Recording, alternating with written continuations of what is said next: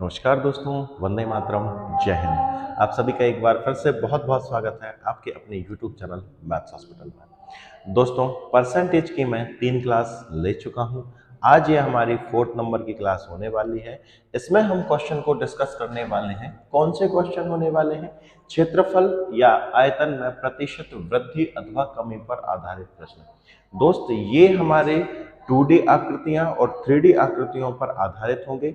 जिसमें हमको फार्मूला पता हो तो हम बड़ी आसानी से कर सकते हैं। यदि फार्मूला ना भी पता हो तो भी मैं आपको समझा दूंगा कि ऐसे सवालों को हम कैसे करते हैं।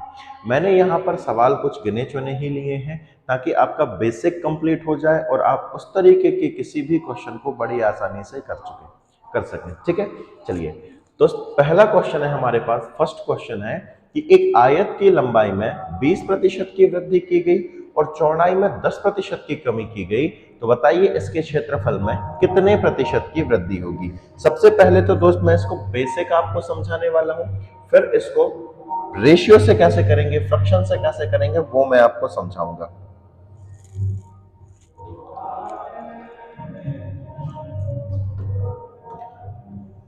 मुझे ये बताइए, आयत क्या होता है? तो आप कहेंगे सर, आयत एक 2D आकृति होती है, द्विविमीय आकृति होती है जिसमें लंबाई और चौड़ाई होती है।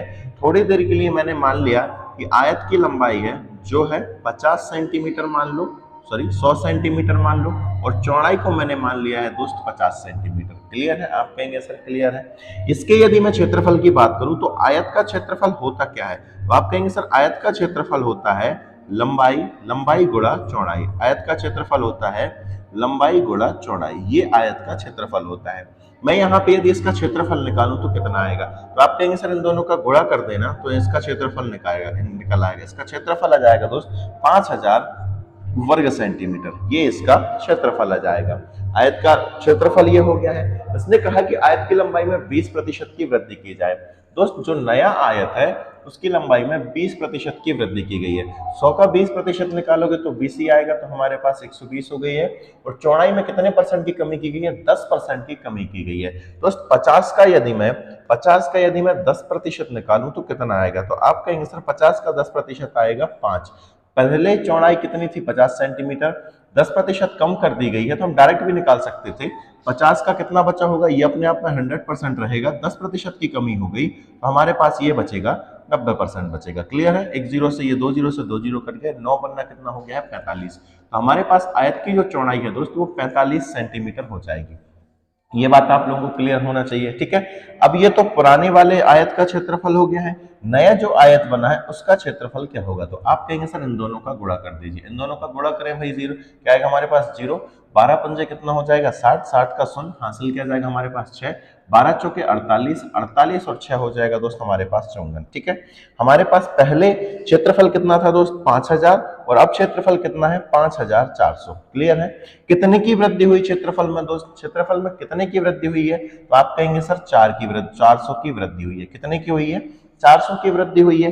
कहां से हुई है मेरे प्यारे भाई? तो आप कहेंगे सर 5000 से हुई है। 5000 से हुई है। प्रतिशत निकालते हैं तो कितने का गुणा करते हैं? आप कहेंगे सर 100 का गुणा करते हैं। काट दीजिए, जो चीज कट रही है यहाँ पे 2 जीरो से हमने ये 2 जीरो निपटा दी, यहाँ से 1 जीरो और निपटा दिया है। 5 एकम 5, 5 अट्ठे हो गया हमारे पास 40। तो हमारे क्षेत्रफल में जो है प्रतिशत वृद्धि कितनी हुई है दोस्त? तो 8% की वृद्धि यहाँ पर इस क्वेश्चन में हुई है। क्षेत्रफल में 8% की वृद्धि हुई है। एक तो तरीका ये हो गया कि बेसिक से हम इस सवाल को कैसे करें। दूसरा तरीका क्या हो सकता था समझना। पहले तो हम ये क्षेत्रफल निकालें। मुझे ये बताइए, क्या इनका हम रेशियो निकाल सकते हैं? पहले आयत का क्षेत्रफल और बाद वाले आयत का क्षेत्रफल। रेशियो से भी चीजों को कर सकते हैं। आप कहेंगे सर रेशियो से भी कर सकते हैं। इसका रेशियो निकालें जरा। ये 2 जीरो से हमने ये 2 जीरो काट दिए। और कट रहा है क्या? आप कहेंगे सर कट रहा है, 2 से कट रहा है। 2 को काटोगे 50 को 25 बार कटेगा। यहाँ पे काटोगे तो हमारे पास आएगा 2 दूनी 4 और 2 सत्ते हो जाएगा 14। ठीक है, पहले क्षेत्रफल कितना था? 5। अब क्षेत्रफल कितना हो गया? 27। कितना बढ़ा है दोस्त हमारा क्षेत्रफल? तो 2 सेंटीमीटर या 2 यूनिट बढ़ा है। कहां से बढ़ा है? 25 से बढ़ा है। परसेंट निकालते हैं तो दोस्त 100 का गुणा करते हैं। 25 से कम 25, 25 चौके 100, 4 दूनी कितना हो जाएगा? 8। किसी भी तरीके से करें आंसर यही आने वाला है। चाहे आप पूरे पूरे नंबर ले लें दोस्त या फिर इनका रेशियो ले लें, आंसर वही आएगा जो एक्चुअल आंसर है। पहली बात तो ये हो गई है। दूसरी बात, मैं पिछली क्लास में आपको ए बी रूल करा के आया था, उस ए बी रूल से भी हम इस सवाल को आसानी से कर सकते हैं, ठीक है, उससे भी कर लेंगे आप। क्या क्या कहता है A B rule? A plus B plus A into B upon 100, यही है। आप कहेंगे सर ए बी रूल यही है। अब देखना, ये वृद्धि हो रही है, ये कमी हो रही है, तो यहाँ पे वृद्धि को हम प्लस से शो करते हैं। कितने की वृद्धि हुई है दोस्त? 20 की वृद्धि हुई है। कितने की कमी हुई है? तो यहाँ पे 10 की कमी हुई है। फिर यहाँ पे प्लस लगा ले रहे हैं, ठीक है, प्लस नहीं लगाएंगे क्योंकि इन दोनों का गुणा होगा, तो एक प्लस का है एक माइनस का है, तो जाहिर सी बात है ये प्लस किसका हो जाएगा? माइनस का हो जाएगा। और 10 गुणा कितना होगा दोस्त? हमारे पास 20 होगा, बटे क्या हो जाएगा? 100 हो जाएगा। यहाँ पे इन दोनों को घटाओ, 20 में से यदि 10 गया तो क्या मिलेगा दोस्त? हमारे पास 10।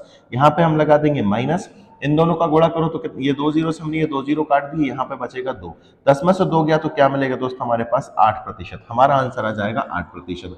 हम ए बी रूल से भी ऐसे सवालों को हल कर सकते हैं। मैंने एक और चीज बताई थी आपको, फ्रैक्शन, जहां पे ए बी रूल लग जाएगा वहां पे हम फ्रैक्शन भी बड़ी आसानी से लगा सकते हैं। ऐसे सवालों का एक तरीका ये हो गया कि बेसिक से कर लिया, दूसरा तरीका हम यहाँ पे ए बी रूल लगा सकते हैं, तीसरा इसको दोस्तों हम फ्रैक्शन से बड़ी आसानी से कर सकते हैं। फ्रैक्शन से कैसे करेंगे समझना। देखिए 20% की वृद्धि हुई है, लंबाई में कितनी की वृद्धि हुई है? तो आप कहेंगे सर लंबाई में वृद्धि हुई है 20% की, ठीक है, 20%, सॉरी लंबाई में वृद्धि हुई है 20% की। पहले लंबाई, पहले, और ये हम बाद वाला ले रहे हैं, ठीक है।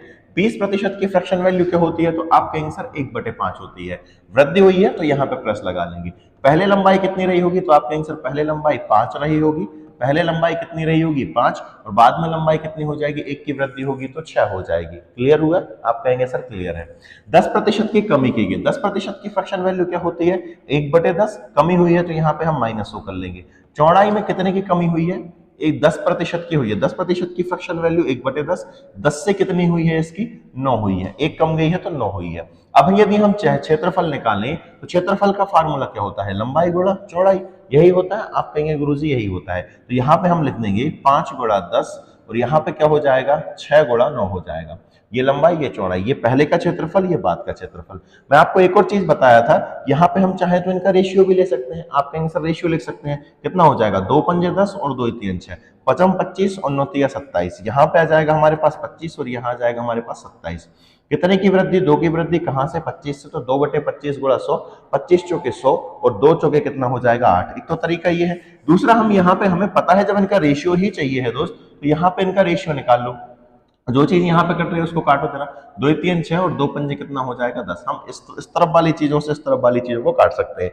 डायरेक्ट हम निकालेंगे, यहाँ पे कितना होगा? 55 25 और 9 तिया कितना हो जाएगा? 27। पहले क्षेत्रफल था 25 यूनिट, अब हो गया 27 यूनिट। कितने यूनिट बढ़ा है? 2 यूनिट बढ़ा है। कहां से बढ़ा है दोस्त? 25 से बढ़ा है। परसेंट निकालोगे तो कितने का गुणा करोगे? 100 का गुणा करोगे। 25 से कम 25, 25 चौके 100, 4 दूनी 8। हमारे इस क्वेश्चन का आंसर आ जाएगा 8%। मैं सजेस्ट करूंगा आपको कि ऐसे सवालों को आप फ्रैक्शन से ही करेंगे तो बड़ी आसानी से ऐसे सवाल हो जाएंगे। उम्मीद है आपको समझ में आ गया होगा। आगे के क्वेश्चन हम फ्रैक्शन से करने वाले हैं। मैंने आपको बेसिक भी बता दिया है, एबी रूल भी बता दिया, जो भी आप लगाना चाहें आप लगा सकते हैं, लेकिन मैं फिर से कहूंगा, मैं सजेस्ट करूंगा कि फ्रैक्शन मेथड से आप ऐसे सवालों को करेंगे। नेक्स्ट है हमारे पास कि किसी वर्ग की भुजा में यदि 20% की वृद्धि होती है तो उसके क्षेत्रफल में कितने प्रतिशत की वृद्धि होगी।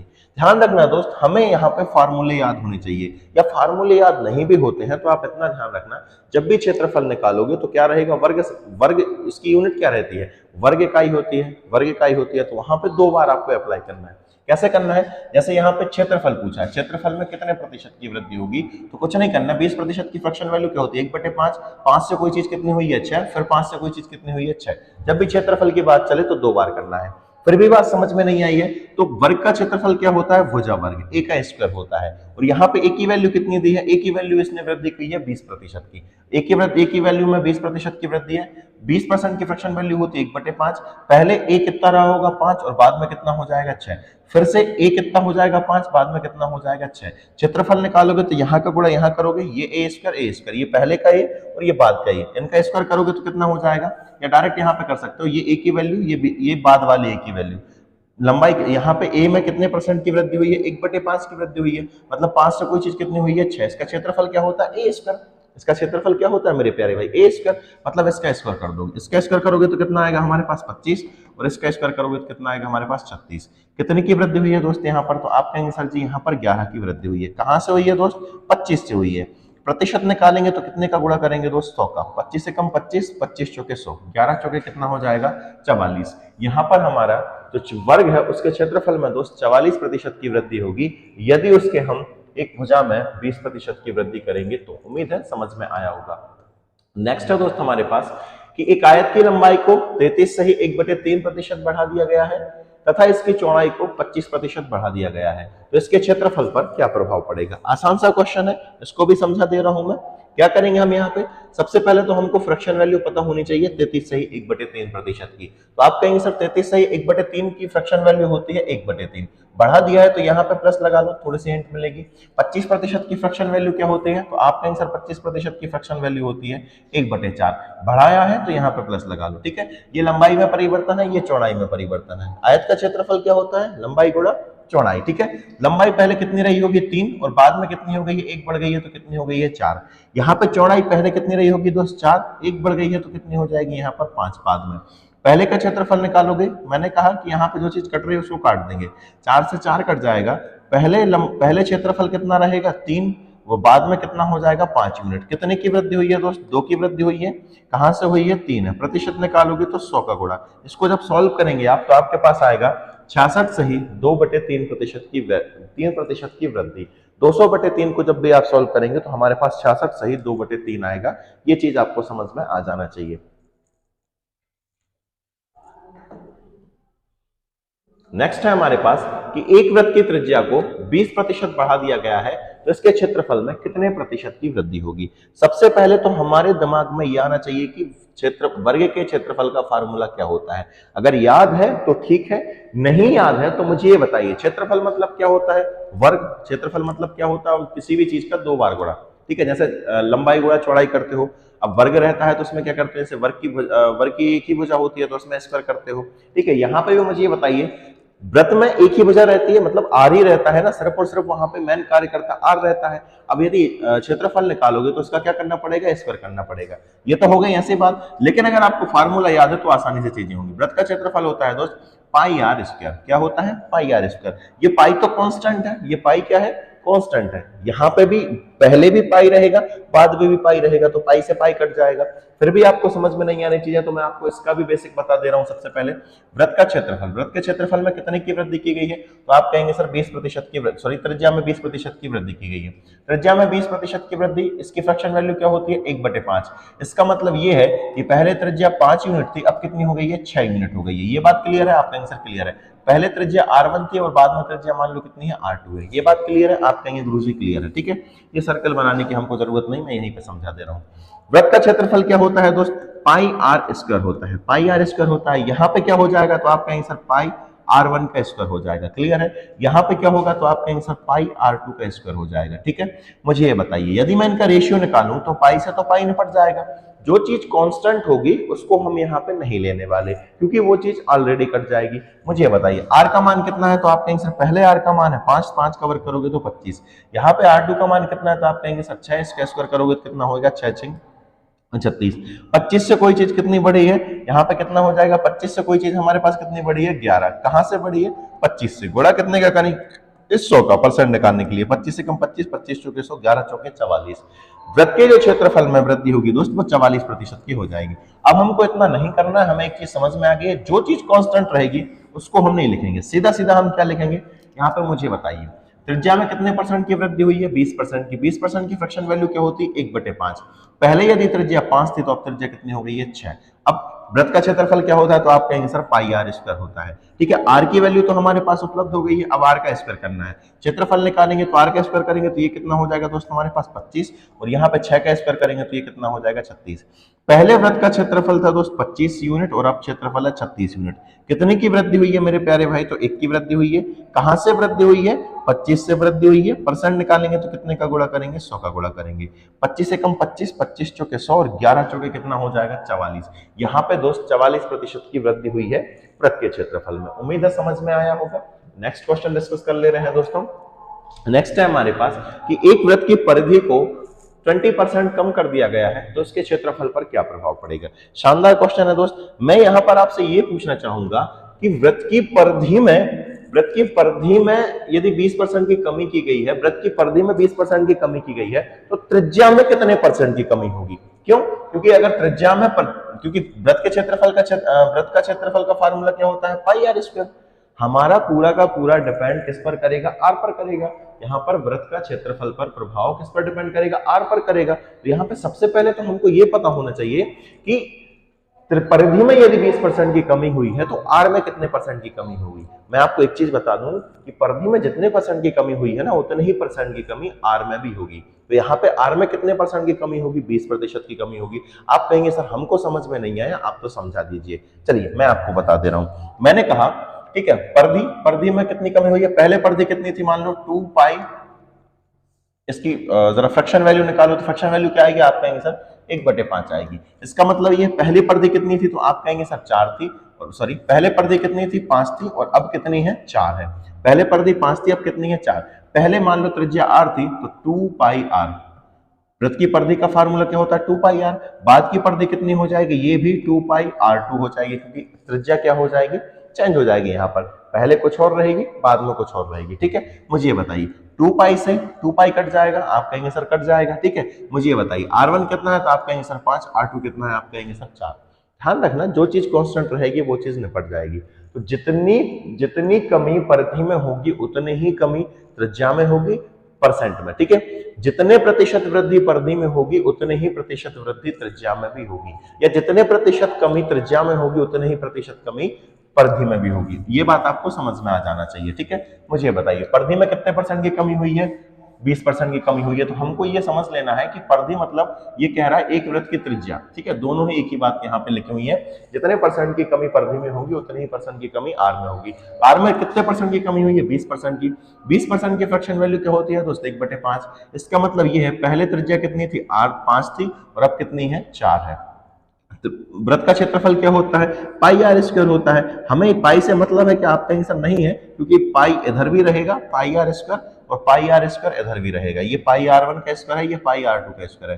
पाई से पाई निपट जाएगा तो हमें पाई की जरूरत ही नहीं रहेगी। ठीक है, सीधा हम r का वर्क करेंगे। r का वर्क करो, यहाँ पे कितना हो जाएगा? 25, और ये 4 चौके कितना हो जाएगा? 16। तो यहाँ पे दोस्त कितने की कमी हुई है? तो आप कहेंगे सर यहाँ पे 9 की कमी हुई है। कितने की हुई है? 9 की। कहां से हुई है कमी क्षेत्रफल में?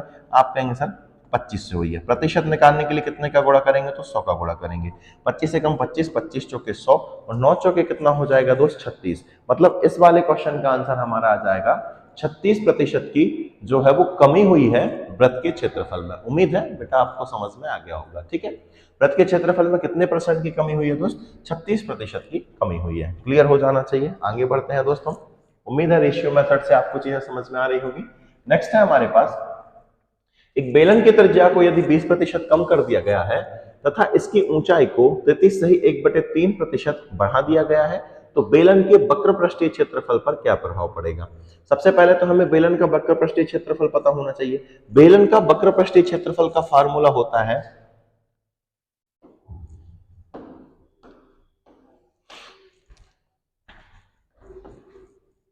यदि आपको याद है तो ठीक है, नहीं है तो मैंने आपको बताया ना कि जब भी क्षेत्रफल की बात चलेगी तो या तो लंबाई और चौड़ाई देगा, दो चीजें देगा, या फिर कोई एक देगा। जब कोई एक देगा तो उसका वर्ग कर देंगे, और अगर दो चीजें दी हैं तो उन दोनों का गुणा कर देंगे। ठीक है, ये क्या होता है? बेलन होता है। ठीक है, इसका वक्र पृष्ठ का यहाँ पे ये हमारा मान लो यहाँ से आर है, और ये क्या होता है? ऊंचाई।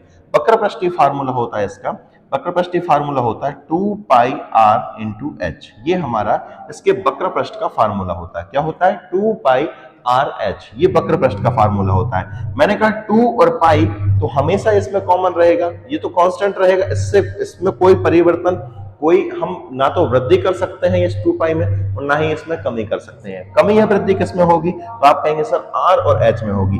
आर और एच मतलब आर और एच का क्या हो रहा है? गुणा हो रहा है। समझ रहे हैं आप कहेंगे सर समझ में आया। बेलन की त्रिज्या आर में आर पहले कितना था? तो आप कहेंगे सर पहले 20% की फ्रैक्शन वैल्यू 1/5। आर पहले 5 था, कम किया गया है। कम किया गया है मतलब क्या करेंगे? 5 से 1 कम करोगे तो कितना हो जाएगा? 4। 20% की फ्रैक्शन वैल्यू 1/5 कम किया है, तो पहले त्रिज्या 5 थी, अब बाद में त्रिज्या कितनी है? 4 है। तथा इसकी ऊंचाई को 33 से 1/3% बढ़ा गया। 33 से 1/3% की फ्रैक्शन वैल्यू क्या होती है दोस्त? 1/3 बढ़ा दिया गया तो प्लस लगाएंगे। यहाँ पे जो एच थी दोस्त वो पहले कितनी थी 3 और अब एच कितनी हो गई है 4 हो गई है। अब आपको ये चीज समझ में आ गई होगी। मैंने कहा बेलन का वक्रपष्टीय फार्मूला क्या होता है, तो आप कहेंगे सर 2 पाई आर एच, ये बेलन का वक्रपष्टीय फार्मूला होता है। यहाँ पे भी क्या रहेगा 2 पाई आर, यहाँ पे R2 ले ले रहा हूं दोस्त में, ठीक है 2 पाई R2 H2, यहाँ पे 2 पाई R1 और H1 ले रहा हूं। क्लियर है, 2 पाई R1 H1, ये पहले का क्षेत्रफल है और ये बाद का क्षेत्रफल है। 2 पाई से 2 पाई निपट जाएगा। मैन क्या है हमारे पास, इन दोनों का गुणा करना है, इन दोनों का गुणा करना है। ये R1 H1 है, ये R2 H2 है। इतना हम ना लिख के सीधा सीधा समझ जाएंगे कि पहले R कितना था 5 और H कितना था 3, तो 5 दिया कितना हो गया है 15। पहले R कितना था 4 और यहाँ पे कितना है 4, तो कितना हो जाएगा 16। ये पहले बेलन का वक्रपृष्ठ था, ये बेलन का पहले वक्रपृष्ठ था और ये बाद का वक्रपृष्ठीय क्षेत्रफल है। कितने की वृद्धि हुई है दोस्त यहाँ पर, तो आप कहेंगे गुरुजी 1 की वृद्धि हुई है। कहां से हुई है, 15 से। 1 बटे कितना लिख देंगे हम यहाँ पे 15, परसेंट निकालेंगे तो कितने का गुणा करेंगे दोस्त 15, 100 का गुणा करेंगे। काटो जरा इसको, 5 दिया कितना हो गया है 15, 5 20 हम कितना हो गया 100। 20 बटे 3 को हम लिख सकते हैं 6 सही 2/3%। तो यहाँ पे वृद्धि हुई है कि कमी हुई है, आप कहेंगे सर वृद्धि हुई है, इसलिए हमारे पास आ जाएगा 6 सही 2/3% की वृद्धि। यहाँ पे एक ऑप्शन कमी लिखना भूल गया है, यहाँ पे लिख दे रहा हूं मैं कमी, ठीक है। यहाँ पे हालांकि क्या हुई है, वृद्धि हुई है, 6 सही 2/3% की क्या हुई है, वृद्धि हुई है। क्लियर हो गया होगा, आप कहेंगे सर क्लियर हो गया है, ठीक है। इतना नहीं सोचना है हमको, जब भी क्षेत्रफल की बात करें तो 2 चीजें यदि दी हैं तो क्या करेंगे, हम उनका गुणा कर देंगे, और यदि 2 चीजें नहीं दी हैं, एक चीज दी है तो फिर क्या करेंगे हम उसका पहले वाली मात्रा और बाद वाली मात्रा उसका हम ईश्वर कर देंगे। जैसे यहाँ पे बेलन की त्रिज्या कितनी दी है, 20% की कमी कर दी गई है, मतलब पहले कितना होगा 5 और बाद में कितना हो गया 4। 33 से 1/3% की वृद्धि कर दी गई, इसका मतलब पहले 3 था, बाद में कितना हो गया 4। ये हमारा R है, ये हमारा H है। बेलन का वक्रपृष्ठ क्या होता है 2 पाई आर एच। मुझे ये बताइए 2 पाई यहाँ पे भी है तो वहां पे भी लगेगा फार्मूले में, रेशियो निकालेंगे तो 2 पाई से 2 पाई निपट जाएगा, सीधा सीधा आर और एच में खेल होगा। 5 दिया कितना हो गया 15, 4 चौके कितना हो गया 16। कितने की वृद्धि, 1 की। कहां से, 16 से। परसेंट निकालेंगे तो 100 का गुणा, सॉल्व कर दोगे तो आ जाएगा आपके पास 6 सही 2/3%। उम्मीद है समझ में आ गया होगा। आगे बढ़ते हैं दोस्तों नेक्स्ट क्वेश्चन की तरफ। 48 नंबर क्वेश्चन है हमारे पास कि एक गोले की त्रिज्या में 50% की कमी की गई है तो इसके संपूर्ण पृष्ठ के क्षेत्रफल में कितने प्रतिशत की कमी होगी। एक तो डायरेक्ट मैं आपको बता दे रहा हूं कि आपको यदि फार्मूला याद भी नहीं है तो भी आप समझ लेंगे, तो भी आप क्या करेंगे समझ लेंगे। मैंने अभी क्या बताया था आपको दोस्त, मैंने आपको एक चीज बताई थी,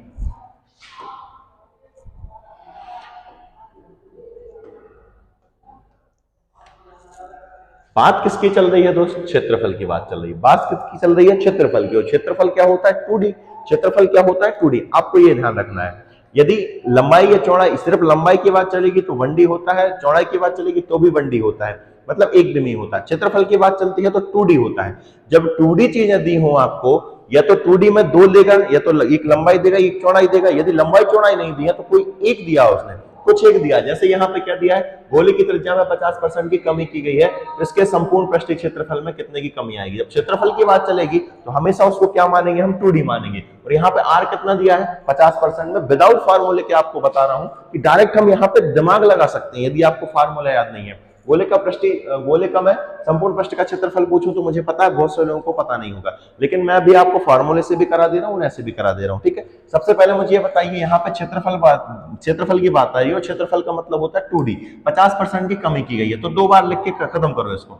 यहाँ पे करो जरा, 50% की फ्रैक्शन वैल्यू क्या होती है, तो 1/2 होती है। इसका मतलब ये है पहले कोई चीज 2 थी, अब कितनी हो गई है 1 हो गई है, ठीक है। यहाँ पे क्या दिया, सिर्फ और सिर्फ एक मात्रा दी है, कोई एक मात्रा दी। और क्षेत्रफल क्या होता है 2D, तो कुछ नहीं करना है, इसका वर्क कर दो, कितना आ जाएगा 4, और इसका वर्क करो कितना आएगा 1। कितने की कमी, 3 की कमी। कहां से, 4 से। परसेंट निकालोगे तो कितने का गुणा, 100 का गुणा। 4 एकम 4, 4 25 100, और 25 दिया कितना हो जाएगा 75। इस क्वेश्चन में आ जाएगा गोले के जो वक्र पृष्ठीय क्षेत्र संपूर्ण पृष्ठीय क्षेत्रफल में है वो 75% की कमी हुई है। पहला तरीका। दूसरा, फार्मूला याद होना चाहिए। अगर आपको फार्मूला याद है तो और अच्छी बात है। गोले का संपूर्ण पृष्ठ का फार्मूला होता है 4 पाई आर स्क्वायर। 4 वृत्तों के यदि हम क्षेत्रफल को जोड़ दें तो गोले का वक्र पृष्ठीय क्षेत्रफल संपूर्ण पृष्ठीय क्षेत्रफल आता है, इसका फार्मूला क्या होता है 4 पाई आर स्क्वायर। क्लियर है। आप कहेंगे सर जैसे 2 पाई वहां पे कांस्टेंट है, यहाँ पे पूरा का पूरा 4 पाई कांस्टेंट रहेगा। जैसे पहले के क्षेत्रफल में भी क्या रहेगा 4 पाई R1 का स्क्वायर रहेगा, बाद वाले क्षेत्रफल में क्या रहेगा 4 पाई r2 का स्क्वायर रहेगा। ठीक है, अब मुझे बताइए 50% की कमी की गई, 50% की फ्रैक्शन वैल्यू 1/2, मतलब पहले त्रिज्या कितनी थी 2, 1 की कमी कर दी तो अब त्रिज्या कितनी हो गई है 1, तो ये हमारे लिए r1 हो गया, ये हमारे लिए क्या हो गया r2 हो गया। अब कुछ नहीं करेंगे, हम यहाँ पे इनका रेशियो निकालेंगे तो 4 पाई से 4 पाई निपट जाएगा। r1 का मान कितना है आपका आंसर 2, 2 का स्क्वायर करेंगे तो कितना आएगा 4, r2 की वैल्यू कितनी है यहाँ पे 1 है, 1 का स्क्वायर करेंगे तो 1। कितने की कमी है दोस्त 3 की कमी है, कहां से है 4 से, 3/4 मतलब कितना परसेंट होता है 75% होता है। मैंने कहा फार्मूले की जरूरत ही नहीं थी, डायरेक्ट कर सकते थे, क्या कर सकते थे 50% की कमी मतलब 1/2, सीधी बात 2 से कितना हुआ है 1, क्योंकि क्षेत्रफल की बात चल रही है और कोई एक ही दी है इसने हमको, लंबाई में से लंबाई दी है या फिर चौड़ाई दी है, दोनों दे तो गुणा कर देना है उसका, कोई एक दे तो वर्ग कर देना है। यहाँ पे इसका वर्ग करोगे तो कितना आएगा 4, इसका वर्ग करोगे तो 1, 4 से कितना हुआ 1, 3 की कमी 4 से हुई है, परसेंट निकालेंगे 100 का गुणा। उम्मीद है समझ में आई होगी बात आपको। नेक्स्ट है हमारे पास 49। अच्छा,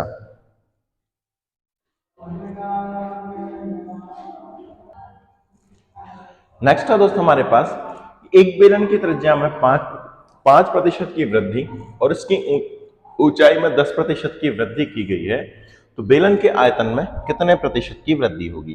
दोस्त यहां पर सबसे पहले तो हमको बेलन के आयतन का फार्मूला पता होना चाहिए। बेलन के आयतन का फार्मूला क्या होता है मैं आपको बता दे रहा हूं। बेलन के आयतन का फार्मूला होता है दोस्त पाई आर स्क्वायर एच, ये बेलन का आयतन होता है। ठीक है, बेलन का आयतन होता है। मैं आपसे वही पूछूं कि पाई क्या रहेगा तो आप कहेंगे सर कांस्टेंट रहेगा। आर कितनी बार करेंगे या आर का स्क्वायर करेंगे और एच निकाल देंगे।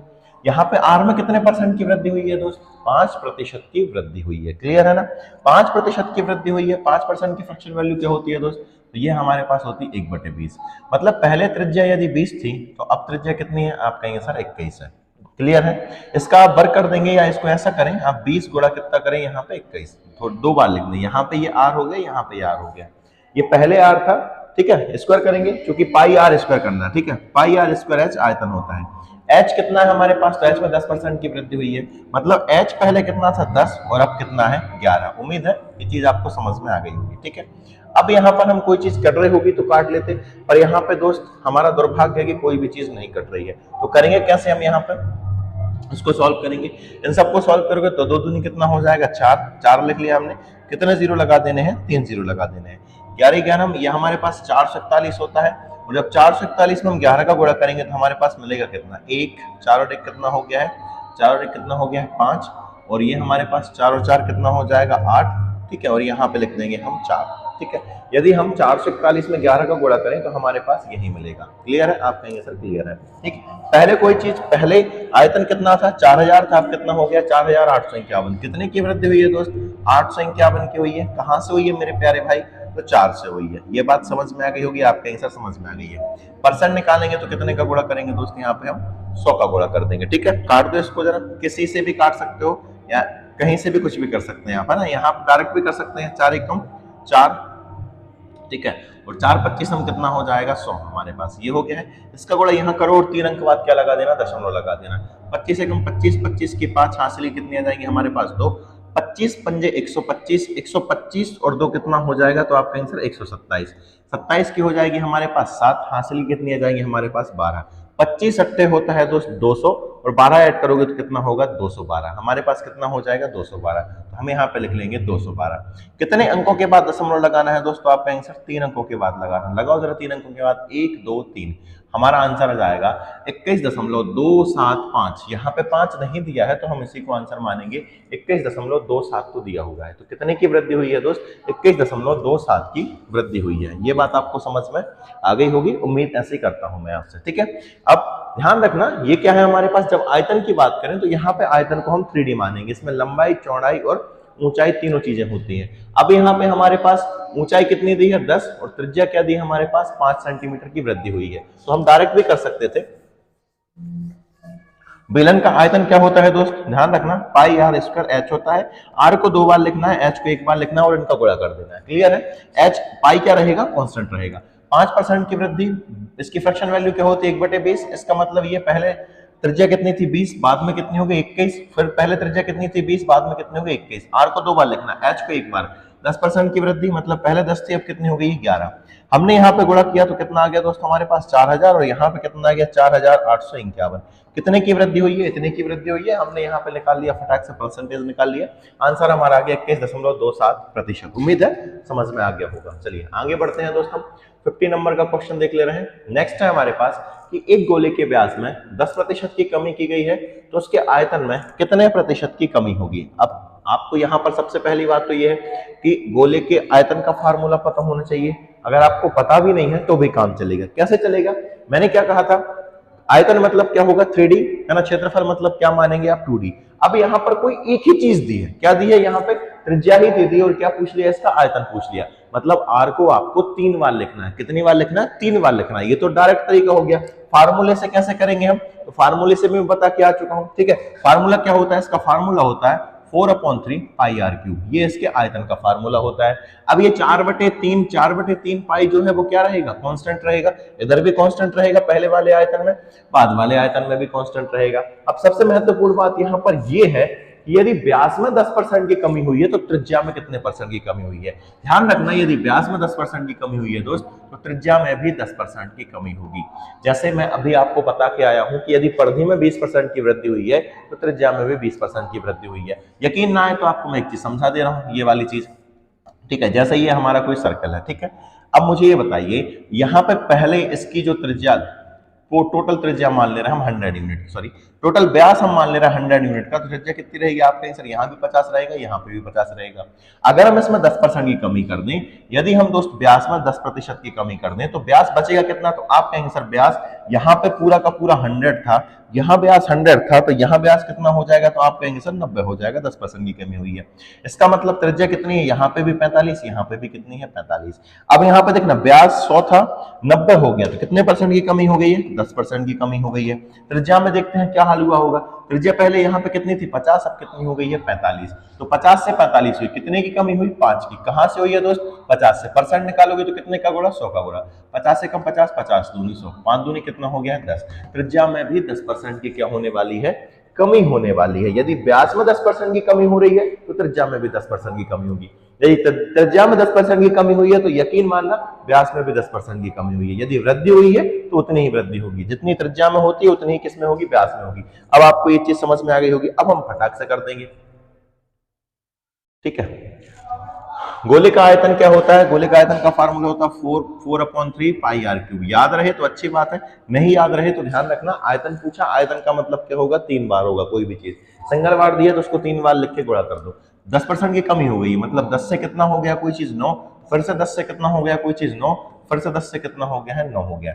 यहाँ पे हम निकालेंगे इसको जरा, कितना होगा, यहाँ पे कितना हो जाएगा, तो आप कहेंगे सर ये हो जाएगा हमारे पास 1000। 9 का वर्ग कितना होता है, 9 9 81, ठीक है। हमारे पास फिर 9 का गुणा करेंगे तो यहाँ पे हो जाएगा हमारे पास 729, 9 8 72, ठीक है। 9 एकम 9।